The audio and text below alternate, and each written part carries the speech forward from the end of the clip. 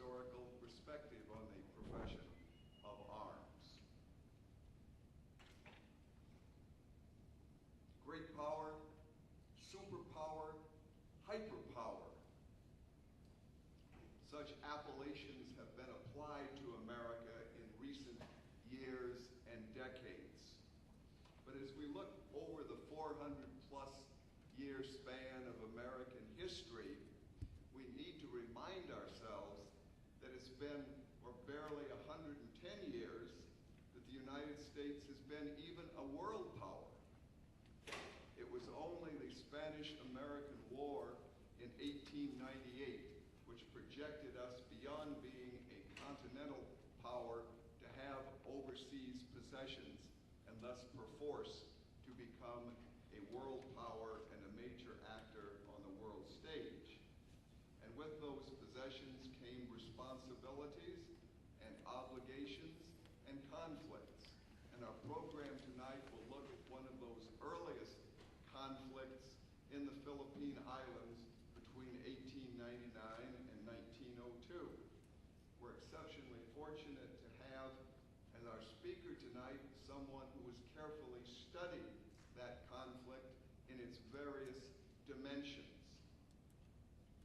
He did his undergraduate work at Cornell University, his master's and doctoral work at Duke University. Ever since he was in graduate school, he has come here to the Military History Institute to do research in our holdings. He went on to teach at Duke and North Carolina State and Bowdoin. Since 2001, he has been a professor on the faculty of Alvernia College right here in Pennsylvania. At Reading, it's an easy drive down the interstate. He's made that drive many times to continue his research or his work on World War I, World War II, and the subject that he'll be sharing with us tonight on the war in the Philippines. Please join me in giving a cordial welcome to Professor David Silbey, who will speak to us on the war of frontier and empire. Professor Silbey.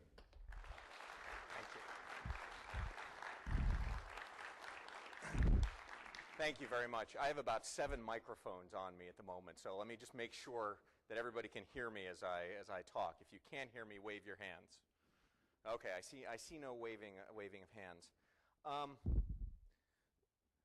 Let me start with a movie. And some of you may remember this movie when it was first released. It was a John Wayne action flick back in 1945 called Back to Baton. John Wayne, Anthony Quinn, and a range of other studio actors in a movie about America's position, America's experience in the Philippines during World War II. And I'm not making any claims for Back to Baton being a Oscar-worthy movie, although I personally am a John Wayne fan, so anybody talks bad against the Duke, they have to talk to me first.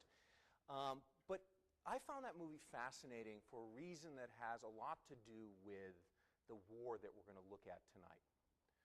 Because Anthony Quinn's character is named Andres Bonifacio, and he is held up as the grandson of the original Andres Bonifacio, who was a Filipino revolutionary in the 1890s. Now, in reality, Bonifacio never fought the Americans. He was assassinated by a fellow revolutionary named Aguinaldo in the middle 1890s, before the U.S. even got involved. But in the movie, that history is rewritten, and Bonifacio is made to have been the leading revolutionary leader against the U.S., and John Wayne steals his best moves. At the end, Wayne uses a guerrilla warfare trick that he had read about, he says, done by Bonifacio, to ambush the Japanese and win the day. And I want to suggest to you that that's a fascinating thing to do. For a patriotic American film to pull as its historical influence explicit historical influence, a revolutionary guerrilla leader that it claims fought against the U.S. merely 50 years before, is a remarkable statement about what had happened since the Philippine-American War ended. To give you a modern-day example, if Bruce Willis, and I just chose random, I could have said Arnold Schwarzenegger, whomever, Bruce Willis had a secondary character named, I can't even come up, Yamamoto. And in the end of the movie, Bruce Willis, to win the day against whoever the standard villains of the day are, I'm never sure, Muslim terrorists, revitalized Nazis, evil multi-corporations, had stolen something from the attack on Pearl Harbor to win the day. That would be the equivalent of what happens with Back to Bataan. And one of the things that I want to do tonight is talk to you not just about the war itself and how the United States wins both a conventional campaign and the guerrilla insurgency that followed, but talk to you about how the two sides became so reconciled to each other that in 1945, Anthony Quinn could play the role of Andres Bonifacio. Because what it suggests is that, what I want to suggest is that that reconciliation came out of the way that the war was waged. That you cannot understand the results of the war unless you understand how it was waged. And you cannot understand the relationship between Americans and Filipinos unless you understand how the war was waged.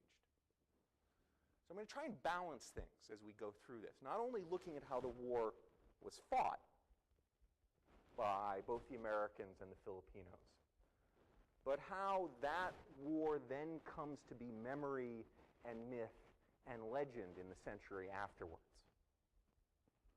A memory and myth and legend that still exists today.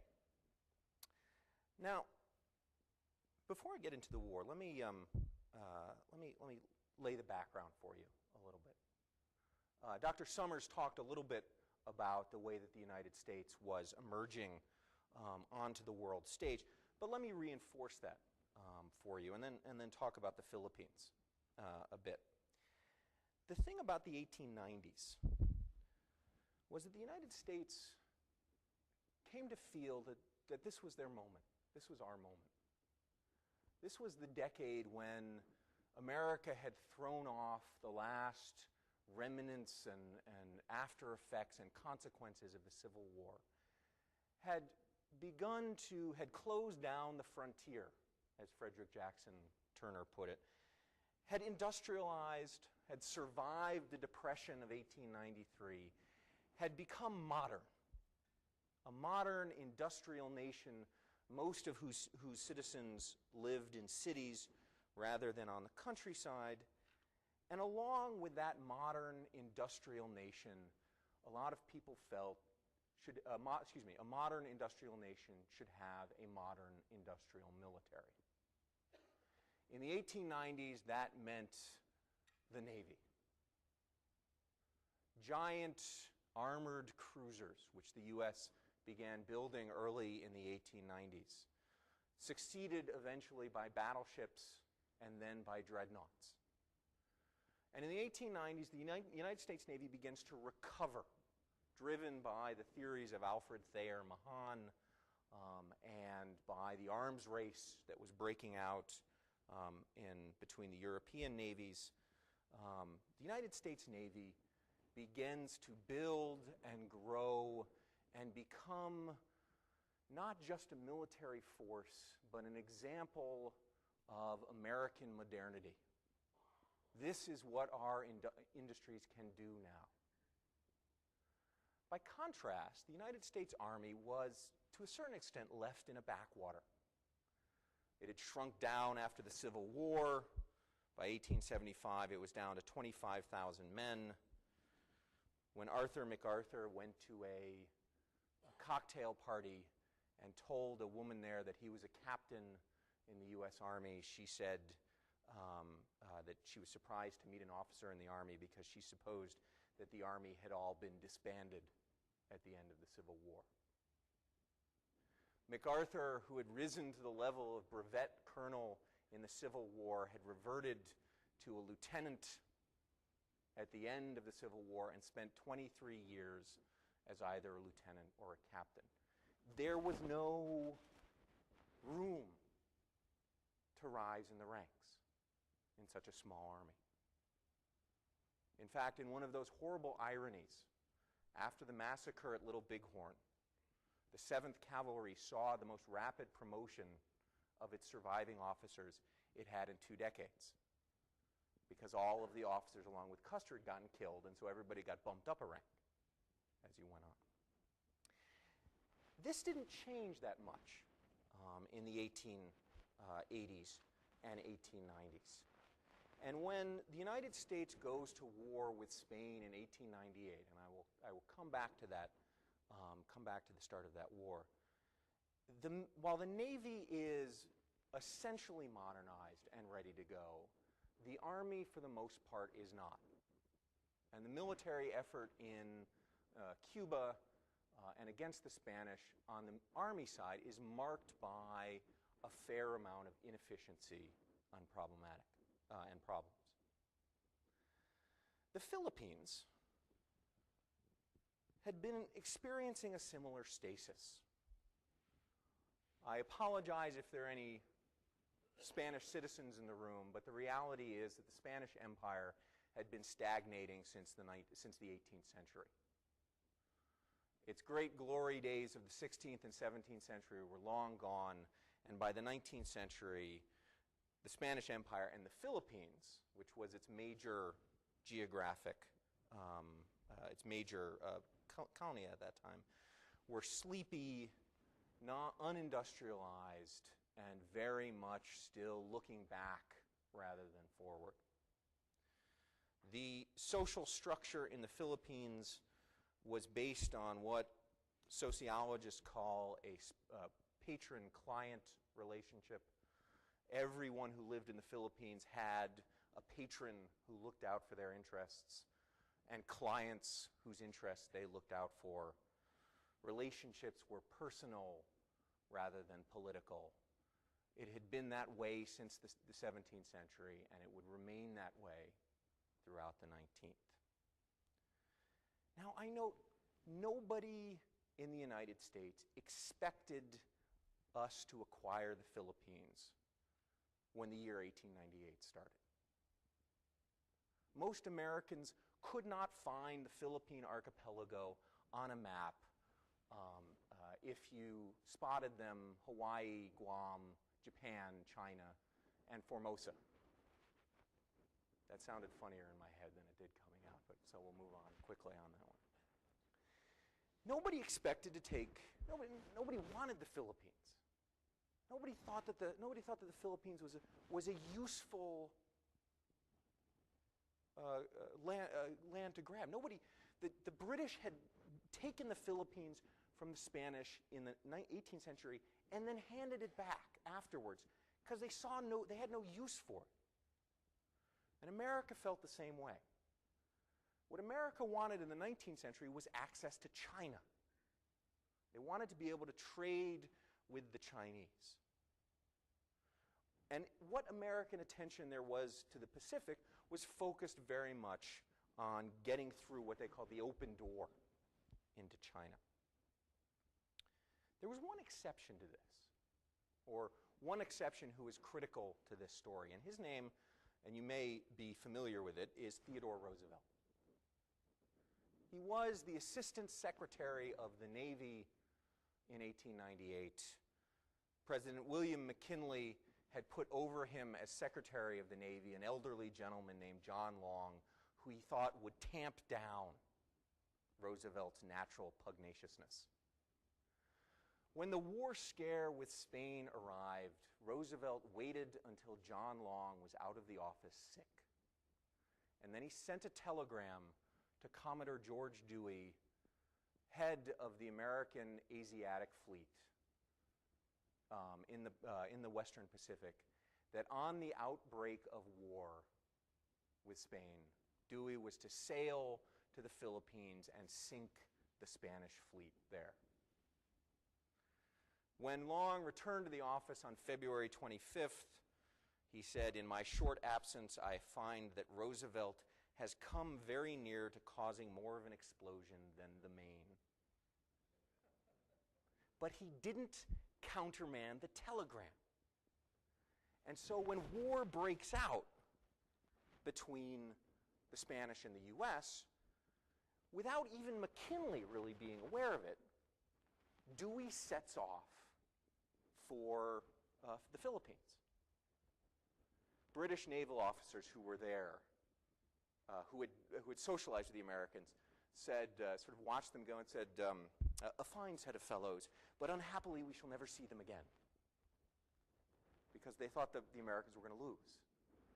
And it was actually a fairly risky gamble. It was monsoon season. Dewey only had 2 supply ships to go with him, and he couldn't return to Hong Kong because it was technically a neutral port. He sails into, they sail to the Philippines, they check Subic Bay and it's empty, and then they sail into Manila Bay, where the Spanish admiral, who knows the antiquity of his ships, has carefully positioned them in the shallow part of the bay so that when the Americans sink them, his sailors will have a chance to walk on shore and survive. And he, better than those British officers in Hong Kong, understood the relative disparity in power between the ships of a modern industrial nation and that of a stagnant empire. Because by the end of the day on May 1st, 1898, as one observer said, the shores around Cavite glowed bright with the flames of burning ships. 2 of the Spanish ships looked like skeletons. The fires consuming them made their bones appear black against the white-hot heat, like a gateway to Hades. Dewey sent his telegram back home, the famous telegram back home. "Not one Spanish flag flies in Manila Bay. Not one Spanish warship floats except as our prize." And one of his rewards was to be put on a range of tchotchkes, including mugs, cigarette cases, matchbooks, and anything and everything that American merchants could come up with. But McKinley doesn't know what to do. America owns the Philippines. But McKinley isn't expecting this. And so he dithers. He tries to decide what to do one way or the other. And while he dithers, a Filipino revolutionary leader by the name of Aguinaldo, who has come back to the Philippines on one of Dewey's ships, raises an army and marches on Manila, sweeping aside all the Spanish defenders before him. You have this very strange situation where the Americans own Manila Bay, the Spanish own Manila City, and the Filipino insurrectos, or the Army of Liberation, as Aguinaldo calls them, own everything else. And nobody's quite sure what to do. McKinley can't decide whether to hand them over to the Filipinos, whether to leave the Spanish and the Filipinos to fight it out, whether just to take Subic Bay, or what. But in the meantime, he sends troops. He loads them up in May of 1898 from the Presidio in San Francisco and sends nearly 10,000 American soldiers across the Pacific to the Philippines. To do what at the end of that, he doesn't know. He hasn't decided yet. There's a wildly entertaining moment. They pull up at Guam, this fleet of American warships and troop ships pull up at Guam, and they fire, it's owned by Spain, and they fire warning shots at the Spanish fortress. Surrender or else. The Spanish commander paddles out in a canoe, and he apologizes to the Americans. because he doesn't have any ammunition to return what he takes to be a salute. He doesn't know they're at war. He's got no communications. So they apologize to him and take him captive. And that's how we acquired Guam. When they reach the Philippines, the Americans managed to convince the Filipino army to give them a chunk of land on the southern side of Manila as part of the siege of Manila.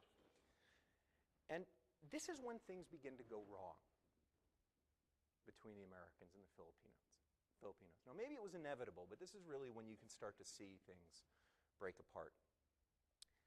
The Spanish want to surrender, but they don't want to surrender to the Filipinos. They're worried about a massacre.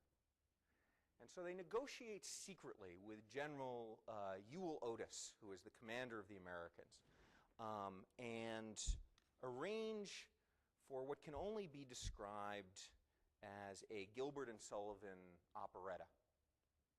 On August 13th, 1898, the American troops attack Manila. And after about half a day's fairly sustained resistance to uphold their honor, the Spanish garrison in Manila surrenders to the U.S. and is promptly, over the next several months, loaded up onto ships and shipped home. The Filipinos are not told of this. They are not allowed to come into the city of Manila after the Americans capture it. And so you get this weird switch in August. The Spanish disappear from the equation, and now it's the Americans holding Manila Bay and Manila, and the Filipinos holding everything else. And nobody's sure what to do, because McKinley is still dithering back home in the U.S. He finally decides to send a negotiation, a group to negotiate an end to the Spanish war with Spain. But he still hasn't decided what to ask for when they leave the U.S. He literally sends them over to Paris to negotiate with Spanish and says, I'll tell you what to do about the Philippines later. One of the negotiators gets a sense of how much of a shock this has been for the rest of the world, that the U.S. has swept the Spanish out of the way this much. He's sitting at a dinner party, and he's next to a beautiful young woman in a sort of spectacular ball gown, and he's sort of being avuncular and flirting with her and so on. And she's the daughter of the German ambassador, and she says to him, I was against you in your war. I was on the side of the little dog. Whatever his faults, at any rate, I wish he had taken a good bite out of you. He got up and went off to have a cigar with the rest of the men. But finally, McKinley decides to take the Philippines. He buys it from Spain for $20 million. Purchases it from Spain for $20 million. And when news breaks of this in January of 1899, the Filipinos are shocked. Aguinaldo says the conscience of man may pronounce its infallible verdict as to who are the true oppressors of nations and the tormentors of humankind. Now, Aguinaldo had to know what was coming, and there's certain indications that he did, but he was genuinely hoping to convince the U.S. to hand this over. The war doesn't break out right away. And in fact, what happens is a very sort of interesting coexistence of both sides through January and even into February of 1899. They hadn't been getting along all that well before this. American soldiers were bored by their holding on to Manila. Venereal disease rates had soared during the occupation. American soldiers, a British journalist remembered that American soldiers were calling the Filipinos niggers And the Filipinos, and here's where the quote gets very interesting, the Filipinos were beginning to understand what that meant. So from the very beginning, there was a certain amount of friction. But it really didn't break out until February of 1898. And on the 5th of February, 1898, the 4th of February, I'm sorry, a unit of American soldiers from the 1st Nebraska Regiment encountered a Filipino patrol way out on the lines outside of Manila. And what happened then is not clear. The Filipinos said the Americans fired first, the Americans said the Filipinos fired first. And both sides had their own reasons for claiming that. What we do know is that 2 Filipino soldiers ended up dead. And that after that, there was a night of sporadic fighting between Filipino and American units on the line. When morning came, Arthur MacArthur, who was the commander of one of Otis's, it's now actually, Arthur MacArthur, who commanded one of the brigades, asked permission to go on the offensive, figuring that the war was going to start sometime, and this was as good as any. And the Americans attacked at about 8 o'clock in the morning. Now, I want to pause for a second here and say the conclusion of this battle was not foregone or foreknown. American weapons technology was not necessarily better than what the Filipinos had. The Filipino soldiers were experienced in a way that many of the American soldiers were not. The Filipinos, both the Filipinos and Americans, had time to dig in and build entrenchments over the course of the months that they were facing each other. Numbers were about equal. And yet, over the course of the 5th of February, 1899, the Battle of Manila turned into an overwhelming American victory. About 59 American dead, about 300 American wounded, versus several thousand dead on the Filipino side. And the question that I want to ask and I want to talk about for a moment is why it was so lopsided. Because I want to suggest a couple of things about why it was so lopsided that don't fit into the traditional narrative about this. First thing to consider, it was Sunday. Well, who cares? Sundays. What's different from Sunday or Saturday? Well, most of the Filipino officers were gone to church Sunday morning. And so the Filipino units were not entirely leaderless, but they were leaderless. They had many fewer officers than they had previously, than they had usually. And in a world in which you define yourself by whose client you are, and who your patron to not have your patron there, your officer there, means not only that you can't necessarily do your duty to them, you can't be seen to do your duty to them. The importance of the patron-client relationship is that you are seen to be upholding your responsibilities. And without their officers there, the Filipino soldiers couldn't be seen to be doing that. The second part of that relationship that I want to highlight is that your responsibility as a client was to do what your patron asked you, but not to the point of getting killed. You didn't have to die for your patron. In fact, it would destroy the whole system if you were supposed to die for your patron, because then your patron would start running out of clients. And so what you would expect to happen if the Filipino army was made up of clients who did not have their patrons with them and were not willing to die for those patrons, was that they would fire on the Americans until the Americans got close enough to present a genuine threat, and then they would retreat. And that's exactly what happened on February 5th, 1899.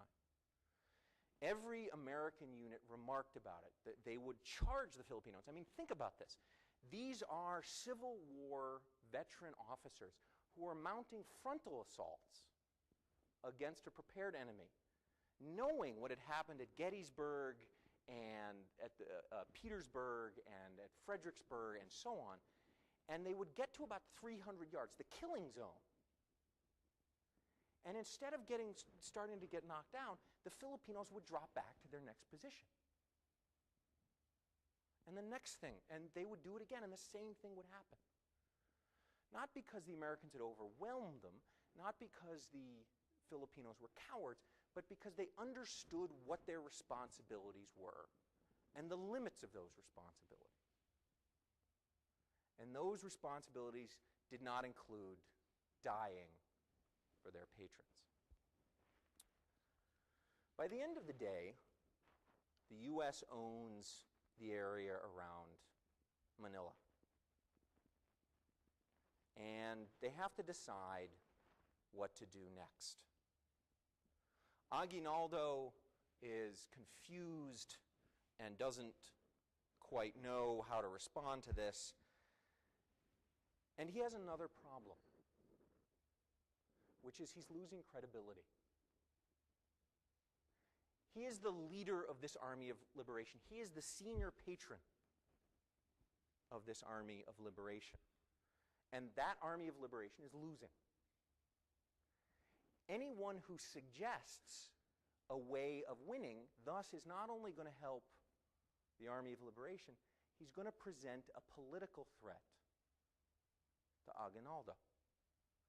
If another patron appears who can fight better than Aguinaldo can, then they have no reason to keep Aguinaldo as leader. So what does he do?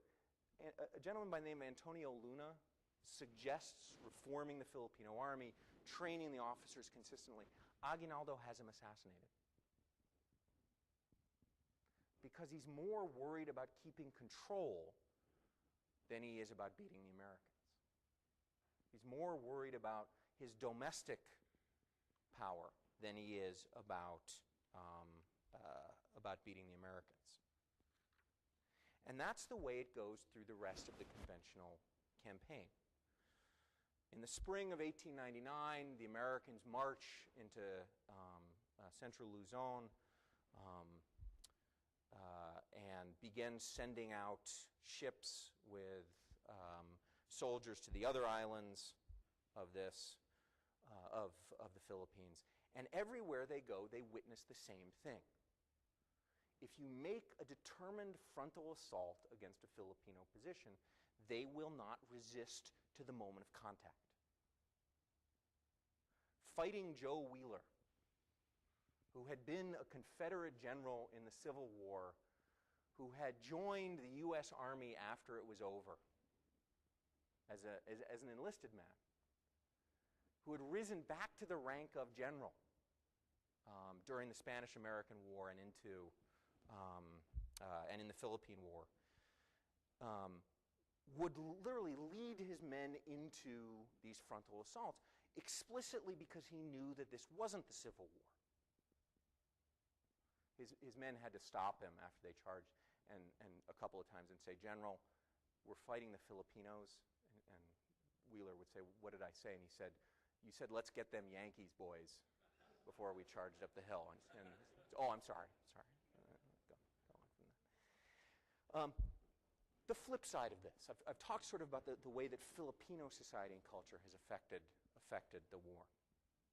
Let me suggest, and this is especially important as the war converts from a conventional war to a guerrilla war late in 1899. Aguinaldo flees up into the hillsides, and the Army of Liberation disperses and begins mounting insurgent assaults against the Americans. Let me flip this and talk about the way that American society and culture, and specifically the culture of the United States Army, begins to affect the war. Because one of the things to remember is that this U.S. Army had spent the last 30 years in the American West fighting a counterinsurgency against Native Americans. And when the Filipinos turned to insurgent warfare, American officers and NCOs and enlisted men recognized this. and know what's going on and understand how to wage this kind of campaign. And let me give you an example of this. And this is not a military example of this. This is an economic example. When U.S. forces reach the hemp islands of Leyte and Mindanao and Samar, they open the hemp trade with the United States up again. Hemp was used at that point for making ropes. Whenever I lecture my undergraduates about this and I say hemp, they get this knowing look on their face and start nodding, which worries me a little bit, but never mind. They do this, they open the hemp trade up again, even though they know that the hemp fields are controlled by Aguinaldo's forces and are taxing the hemp farmers. They are literally handing money to the insurgents by doing this. But they do it anyway, because what they also know is that by doing this, they will co-opt the businessmen and merchants of the coastal cities who trade the hemp. And those are the folks, they think, who control the society of the islands. So because of their experience, they're literally willing to hand money to the insurgents in the interest of co-opting another specific set of Filipinos. And it works. The business classes and the merchant classes and the shipping magnates in Leyte and so on come over to the American side very quickly. The thing is, there's a little pause as this is building up, where the Americans don't really know that the war hasn't ended. Otis sends a telegram to McKinley saying that the war was over in the spring of 1900,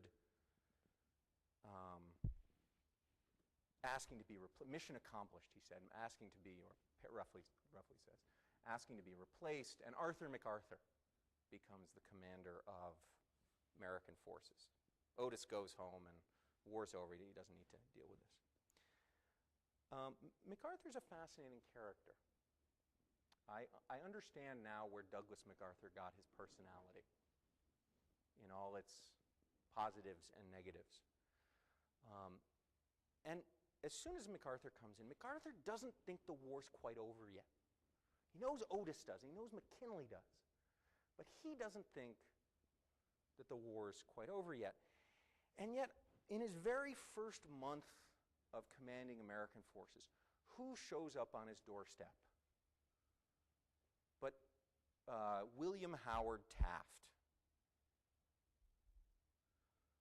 sent there to be the first civilian governor of the Philippines. Two more dissimilar people you cannot imagine. MacArthur was tall and lean, rode the horses, loved to be out on campaign. Taft weighed 300 pounds and traveled with his own bathtub because hotel bathtubs did not fit him. There are various accounts of the greeting MacArthur gave him. MacArthur said, "Oh, I welcomed him right up, come on in, sit down and dinner." Taft said that he made him stand on the docks until the sweat froze on my brow. Now, anybody who's been to the Philippines knows that nothing freezes in the Philippines. So I'm a little skeptical about both accounts. But they never got along. And one of the things that stretches this war out, even though the American army essentially understands what it's doing, is the conflict between MacArthur and Taft. And the conflict between the military side and the civilian side. MacArthur would do things like, Taft would ask MacArthur for an officer to repair the sewer system in Manila. And MacArthur would send him a name. So Taft would nominate the guy, and then MacArthur would veto it. That showed him. The situation gets bad enough, the insurgency gets powerful enough, that in the fall of 1900, Douglas MacArthur, who is a cadet at West Point and played baseball, was heckled at the Army-Navy baseball game with the following chant. MacArthur, MacArthur, who is the boss of this show? Is it your father or Emilio Aguinaldo? Aguinaldo, excuse me. But MacArthur had an idea about what to do. And it was a double-sided idea. MacArthur wanted to continue the reform of the Spanish legal system. He wanted to create elementary education for all Filipinos, to teach them English and other basic skills. He wanted to rebuild the sewer system, as I mentioned already. And he also wanted to mount a sustained counterinsurgency campaign against the Filipinos. He concentrated the civilian population into camps guarded by American soldiers and barbed wire. He created garrisons to protect important spots and then sent flying columns out to travel anywhere all throughout the Philippines to chase Aguinaldo's forces. He expanded native forces, the Filipino Scouts, and a range of other groups recruited from the native populations. The Americans used torture to get information, the water cure, among other things. And over the course of December and January of 1900 and 1901, the Americans began to cripple the Filipino insurgency, cut them off from their support, convinced Filipino civilians that it was better to be on the American side than otherwise, chase them down to their hiding places, destroy their sources of food, and so on.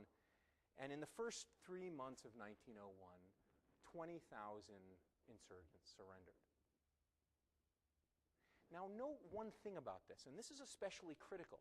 What would often happen when people surrendered or came over to the American side was that the Americans would immediately put them back in charge of the place they had just been fighting over.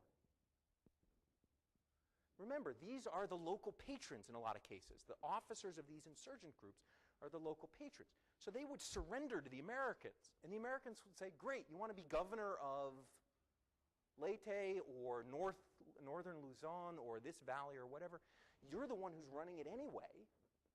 Just run it for us. And so they literally co-opted the power structure that was already there during this period. Not only does this get on their side those who had already surrendered, it convinced those who hadn't surrendered that they could. What's going to happen? Pretty much the same thing I'm doing now, except the Americans aren't going to be shooting at me. This is a positive development. Aguinaldo, on the other hand, can't offer anything to his clients at this point. He's in hiding. He's way out of touch. There's a moment during his flight from the Americans where he comes on a band of headhunters in the northern Filipino highlands. And they're traditional enemies of his tribe, the Tagalogs. And they welcome him in and say, you know, you're fighting the Americans, we welcome you in. By the way, we're having a head shrinking ceremony tonight. You're invited to come. So they shrink 2 heads in front of him and then look at him thoughtfully and sort of suggest that he moves on quickly. But so he's cut off. He can't reward his clients in the way that they want to.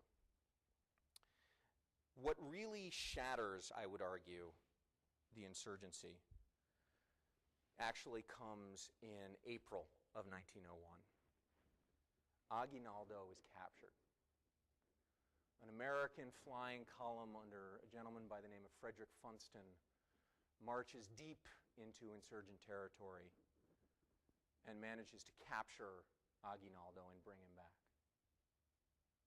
And MacArthur puts him up in reasonably lavish accommodations He gets to watch American soldiers play football games from his window, and convinces him to put out a call to the insurgents to surrender, which MacArthur has printed in Spanish, Tagalog, and English, and published all over the Philippines. And after that, more and more insurgents surrender. The problem is that with Aguinaldo gone, and this is true of a lot of insurgencies, with the leaders gone or crippled or reduced in power, there's nobody left to surrender for everybody. It's not like World War II, where Hitler could kill himself and Raeder steps in as the next Führer and surrenders the forces. There's no central leadership left to surrender. And so the insurgency continues, but sort of trickles off, gets lower and lower and lower in intensity, with a couple of fairly dramatic exceptions. At an American outpost in the southern islands, in the southern island of Samar, a Company C of the 9th Infantry Regiment is ambushed at a place called Balangiga in September of 1901, and 48 Americans are killed.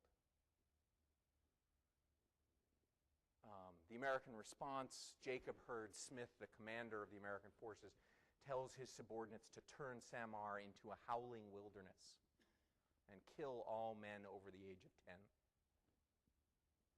Now, they obey him more or much less, but it gets ugly there for a very long time. And meanwhile, one of the fruits of concentrating the civilians comes home to roost. That was probably the worst mixed metaphor I've ever been responsible for. Fruits rarely come home to roost. Forgive me. Ripens, over-ripens. A fruit over-ripens. Okay. Concentrating the civilians, they can't build sewer systems for them, for all the concentrated civilians. They don't have the time or the ability to do it. And so cholera breaks out in the spring of 1902, and about 200,000 Filipinos die of it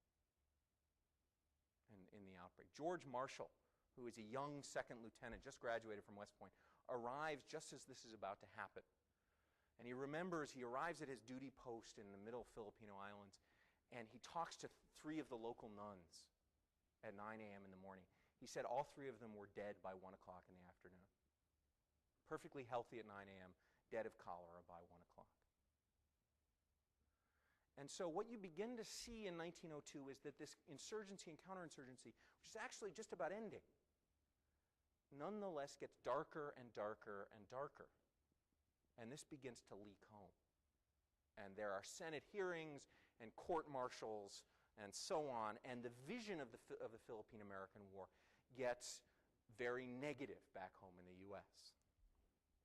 But things have calmed down enough by July 4th, 1902, that Roosevelt, who has now become President of the United States, is able to declare that the war is over and essentially be right. There's still a certain amount of conflict going on, but he's pretty much right. Let me suggest, just by way of wrapping up, let me suggest a couple of reasons why it happened this way. And let me also suggest how this war became a symbol not only of nationalism for the Filipinos, but of reconciliation. I think I've highlighted for you the reasons why both sides won or lost. The Filipino, the societal organization, the patron-client system, essentially made it very difficult for the Filipinos to wage a war effectively against a modern opponent. On the flip side, the combination of experience in the American military, along with something I haven't highlighted as much, but is still critical, a vigorous sense of nationalism that connected Americans together, and especially American soldiers together, in a way that the Filipinos weren't, essentially allowed the Americans to overwhelm the Filipinos. But one of the most interesting things I think about this war is how rapidly the two sides reconciled with each other. Despite the cholera outbreak, despite the atrocities committed by both sides, by the 1920s, the Filipinos had become, in American eyes, what I would call a most favored race. And I'll give you an example of this. 1924, the U.S. Navy decides to get rid of all of the African Americans in the Navy. Don't like having African Americans in the Navy. We're going to get rid of all of them. But they needed mess stewards.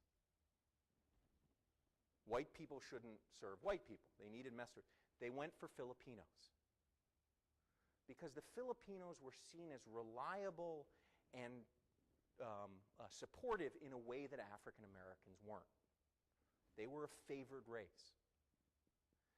And let me finish up on this final thing to sort of give you a sense of the reconciliation, and then I'll open it up for questions. Think about the symbolism of Douglas MacArthur in World War II.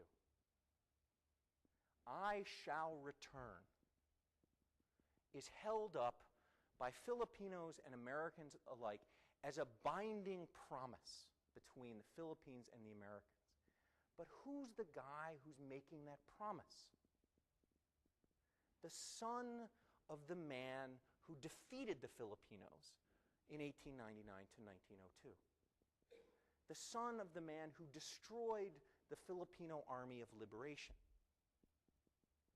The two nations have come so close to each other in the 50 years that not only can John Wayne star in a movie with Andres Bonifacio, but Douglas MacArthur can come to be seen as the savior of the Philippines and the savior of the relationship between the United States and the Filipino nation.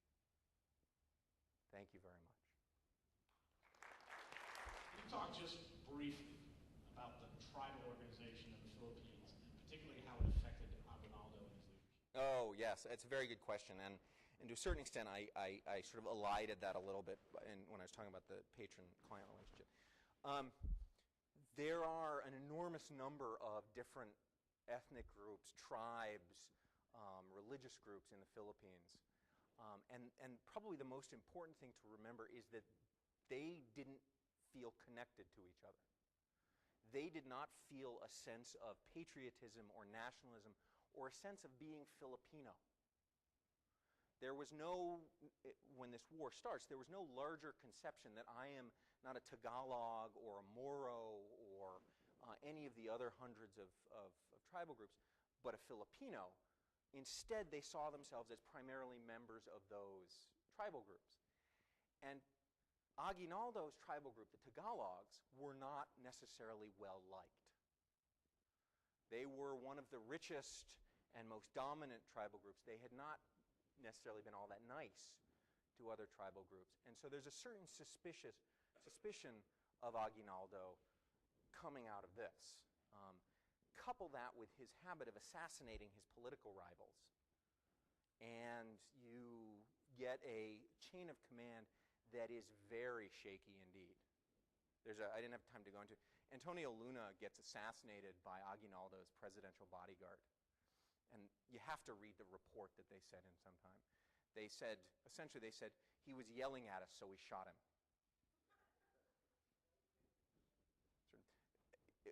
We had no choice. Anyway, so does that, okay. And then, sir.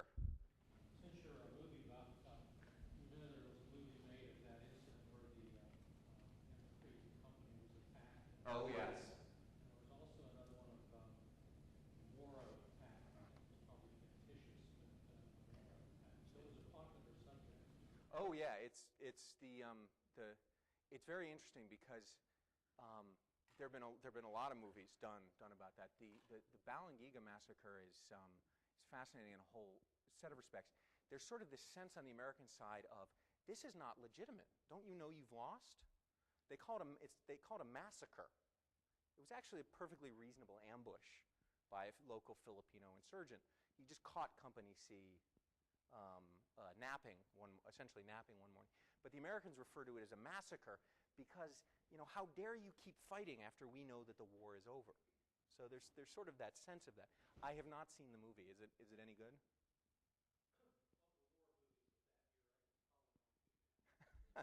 Wow, backhanded recommendation. Okay. Sir, and wait. Very good. I can get it to you. I'm trying to get the speaker to work, which is going out on this.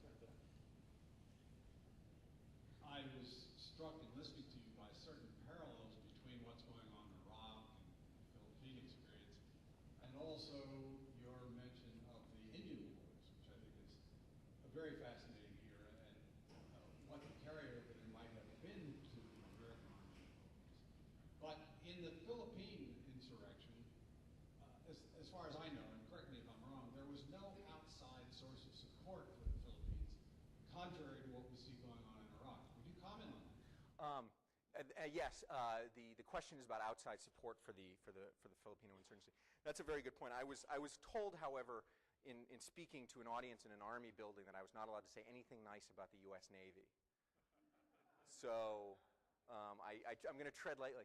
And actually, but that's a very good point. Is one of the things that happens. There were people who would have supported the insurgents. The Germans were actually very interested. But the U.S. Navy, and especially what was called the Brown Water Navy, that is the inland Navy, did a very good job at cutting off the Filipinos, not only from the outside world, but from each other. I mean, you can imagine Aguinaldo's problems with his chain of command added to being unable to essentially communicate with them because they're American steamships. So that's a very good point, and the U.S. Navy played a role of it. My question has to do with the Spanish colons, if you will. How large a group of people there, the banking, commercial classes, that must have, as you said, Right. go alongside the Americans, and then they immediately entered into the social life of the island. Right. The question is about sort of the sort of Spanish upper classes, and that also is very interesting topic. The Filipinos broke themselves down into three main, three overall. I don't want to say ethnic groups because it's not quite correct. Let me call it racial groups. There were Peninsulares, who were Spanish people who had been born in Spain and come to the Philippines.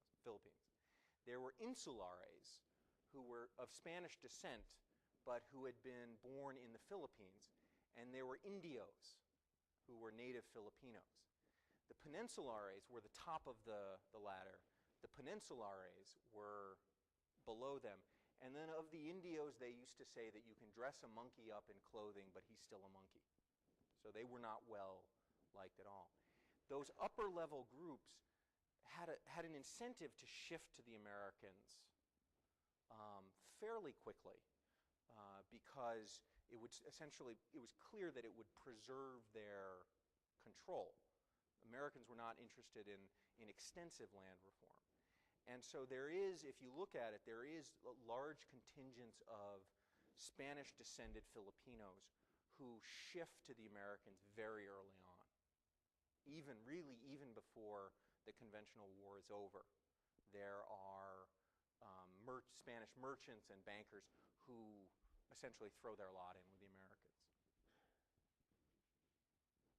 If I may ask the next question, I know we want to pass the microphone around to each of the questions. America's first contact in a military sense with the Muslim people since the Barbary Wars was with the Moros in the southern island.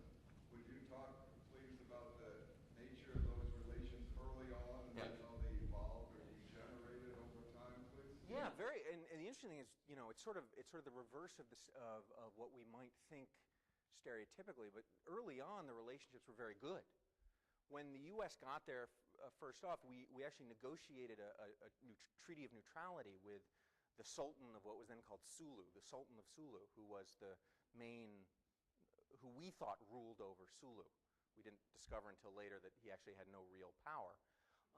But so very early on, during the actual war that I'm talking about, the Muslim areas of the Philippines were among the most peaceful parts. And in fact, we supported a lot of Muslim groups against Christian Filipino groups that were massacring them in some place. So it's a very interesting stereotype. What happens in 2002 and 2003, after the main insurgency is over, is that a civil war breaks out against the Sultan of Sulu, and we get involved in that. And that turns into what we call the Moro Rebellion, or the Moro Uprising, whose main claim to fame seems to be that's where the 1911 US 45 handgun came, because you couldn't shoot a Moro with a regular 38 because he just refused to stay down. You had to have a 45 or a baseball bat, as the case may be. So yeah, I mean, it's sort of the reverse of what you would expect it to be. It was very good relations at the beginning, and then broke down. Two very different questions, kind of continuing on the last question. I vaguely remember from my reading there was an ongoing insurgency, guerrilla warfare for decades. And was that the case? And then also, if so, what was the connection of that with the continuing problems they have in the Philippines today with some of the, I guess, communists? Right. And second question, what did you find in your research, both from the standpoint of quality and volume, of documentation of the American colonial or imperial regime there? Was much of that stuff shipped back to the U.S. and resident here? How much was destroyed during the Second World War and so forth? Very interesting one. Do you mean, in terms of the first question, the insurgency, do you mean after the yeah, one of the issues becomes with insurgencies, it's not clear where you, as I sort of mentioned, it's not clear where you actually draw the line. I mean, Theodore Roosevelt can say on July 4th, 1902, we've won, the insurgency is over. Whether all of the Filipino insurgents actually agree with that, it's not clear. And in fact, if you look, there's a lot of sort of fighting going on after July 4th, 1902 that looks an awful lot like an insurgency. Although the officers in their reports are not allowed to use the word insurgents, they have to use the word bandits. The privates felt like they were getting shot at either way, so it didn't really matter. There was surely a fair amount of unrest going on even for decades with various different ethnic groups. What I would suggest about that, and why it's different from the insurgency, is that I think what was going on throughout the early 20th century was that the Filipino nation, the idea of the Philippines as a nation, was beginning to take over the archipelago, and it was being resisted. That is, in the same way that the Civil War, to a certain extent, can be seen as resistance to a certain conception of the United States, the Moro Rebellion and the Huck Rebellion later on can be seen as a resistance to a certain idea of the Philippines.